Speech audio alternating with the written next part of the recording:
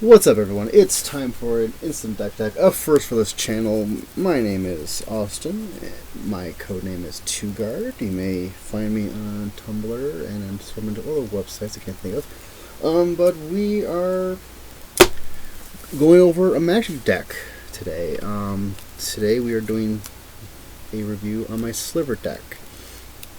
I start off with a nice good provision of ancient Ziggurat and Sliver hide, allow me to tap for any mana of color that I want. The condition is that it's looking for slivers, and that one's looking for creatures.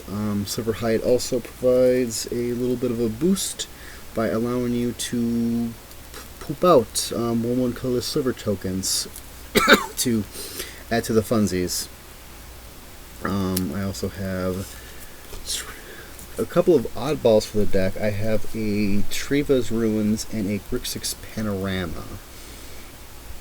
Treva's Ruins rule text is this: Treva's Ruins is a layer addition to its land type. When Treva's Ruins comes into play, sacrifice it unless you return a non-layered land you control to its owner's hand. You may tap this for Bant colors. A Grixis Panorama is a very shitty version of a basic land searcher, but between the two, they're great additions to the deck. They allow me to get the mana that I need out, since I unfortunately traded away a copy of Sliver Hive and Ancient Ziggurat to a buddy at the game store, because there was a period of time that I was done making this deck, and then I just decided on a whim, you know what, I'm going to finish it. And to top that all off, I have 2 copies of the basic lands, and then 3 copies of forest, because that is the one color that gets really hungry in the deck. Now for creatures, a piece daily resistance of any Sliver deck is a crap ton of slivers. And we start off with 4 copies of Sidewinder Sliver with a very cool ability. Now, here's for people who do not know what the hell a Sliver is. Slivers is a tribal deck which is providing a global boost to all your slivers, or in a more common case, to all slivers, period, whether friend or foe. Flanking is a interesting ability that says whenever a creature without flanking blocks a sliver, the blocking creature gets -1/-1 until end of turn. This allows me to pierce through a number of creatures with toughness 1, because they don't want to trade with this little shit. So that is a wonderful turn 1 play that gets around, I don't know, Delver of Secrets, Honored Hierarch, Pyram. It's a little fire kid, I forget what his name is. Anyway, we have the next package I have here, which is 2 galerider slivers and 2 winged slivers that both provide the same thing, which is slivers you control have flying. Flying allows you to fly over the competition and kind of punch your opponent in the face. In this case, I believe, is a slashing effect. Next, we have a 3 set of Striking Sliver. Striking Sliver provides First Strike, which allows your creatures to attack a split second before the opponent. When damage is dealt at the exact same time. So, this card allows you to attack just 1 more split second quicker than your adversary, thus making them dead faster than yours is, and it is a great penetrating technique to use. And we have Heart Sliver, which provides haste to all of my slivers. Well, more specifically, slivers are unaffected by Summoning Sickness. Summoning Sickness is a colloquial term. So when you play a creature spell in this game, the creature cannot attack or tapping is turn it sideways until it's the next upkeep. It's to simulate that the creature is kind of tired and pukey because you've just summoned it from the great nether, the great ethers of the multiverse. So hard sliver allows your slivers to just get on the field, sack, swing, punch, kill, maim, scratch. It's great. Next up is gemhide sliver, which allows your slivers to tap for any color of your add 1 mana of any color to your mana pool. This is a wonder effect that allows. It's hard to describe in this short video, but it's a super helpful ability that allows me to double or triple the amount of resource points that I'm working with.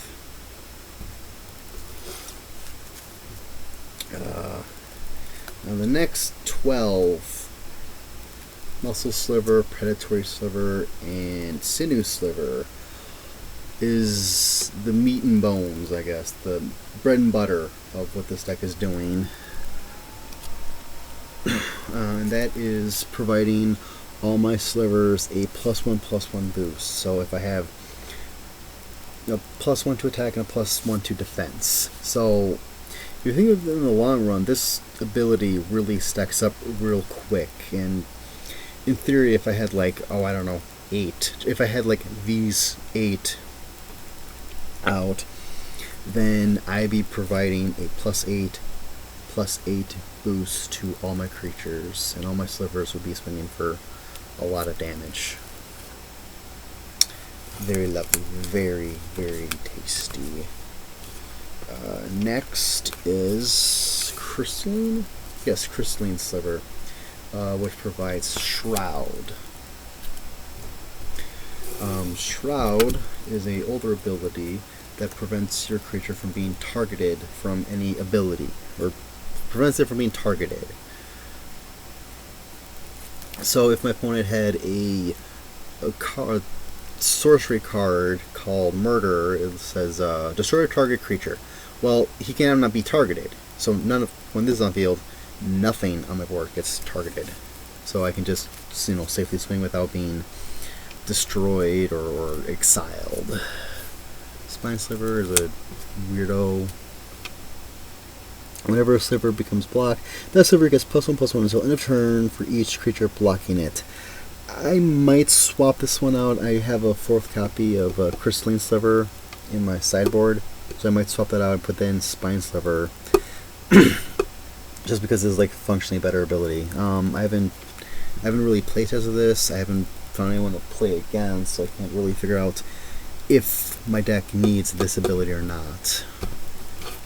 But in the long run, it is going to be super helpful.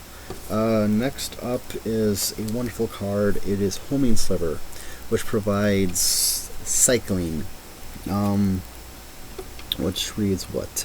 Discard this card, search your library for a sliver card, reveal it, and put it into your hand. So I put this in field, and let's say, I have a sidewinder sliver in hand. It's not really helping me because my creature or my opponent doesn't have like little 1/1 creatures on the board to be kind of auto destroyed. So I can chuck this to my graveyard, pull out whatever sliver I want, maybe a muscle sliver or crystalline sliver as I just shown, and then I can play it next turn. Next up is Necrotic Sliver, which reads, play 3, sacrifice this permanent, destroy a target permanent. And this is for all my slivers. All my slivers will have this ability. I love that ability. It is a sorcery speed card called Vindicate. I pretty much get to point to whatever I want that's on the board, and I get to destroy it.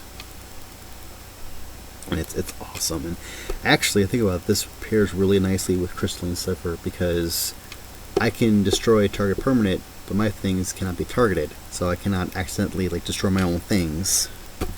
Finally, I have Shadow Sliver. This is my bomb. All slivers have shadow. They cannot block or be blocked by creatures. Or, well, no, the official rule is they can be blocked or be blocked only by creatures with shadow. Since shadow is such an unpopular ability that no one ever uses, functionally all my slivers become unblockable. So I can, pair up with the sinew slivers. I can pair up with the crystalline sliver. everything is getting like a +4/+4 boost, and then they're all unblockable. It all multiplies out. I just dealt like 30 damage in one glorious swing, and it's fucking amazing. And that was my instant deck tech. I hope you enjoyed it, and see you next time.